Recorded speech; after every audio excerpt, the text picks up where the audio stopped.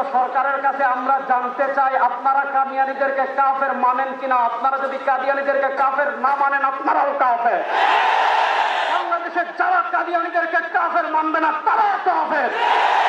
বাংলাদেশে হিন্দু থাকে হিন্দু পরিচয়, বৌদ্ধ থাকে বৌদ্ধ পরিচয়, ইহুদি থাকে ইহুদি পরিচয়, নাস্তিক থাকে নাস্তিক পরিচয়, কাদিয়ানী থাকবে কাদিয়ানী পরিচয়, মুসলমান পরিচয় থাকতে পারে না। আমার নবীর ইজ্জত নিয়ে কাদিয়ানীরা ছিনিমিনি করবে।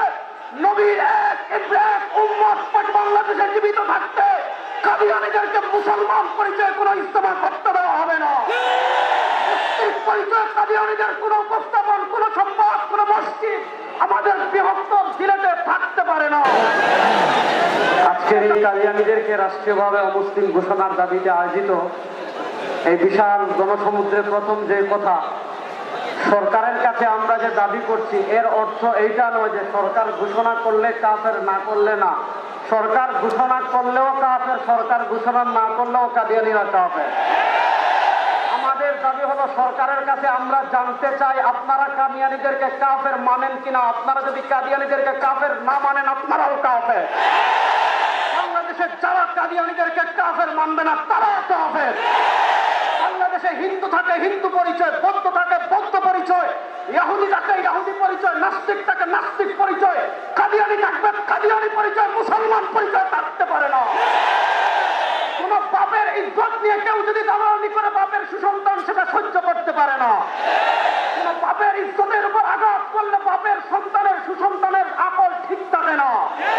ঠিক তেমনিভাবে আমাদের নবীদেরকে আমরা, আমার নবীকে আমরা জানের চেয়ে বেশি ভালোবাসি কি বাসি না?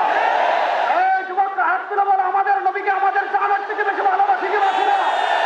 সুতরাং আমার নবীর ইজ্জত নিয়ে কাদিয়ানীরা ছিনিমিনি করবে। নবীর এক উম্মত বাংলাদেশে জীবিত থাকতে কাদিয়ানীদেরকে মুসলমান পরিচয় কোনো ইস্তেমা করতে দেওয়া হবে না। মুসলিম পরিচয় কাদিয়ানীদের কোনো উপস্থাপন, কোনো সম্পদ, কোনো মসজিদ আমাদের বৃহত্তর সিলেটে থাকতে পারে না। এই সিলেট থেকে শাহজালাল ইসলামের আলো ছড়িয়েছিলেন।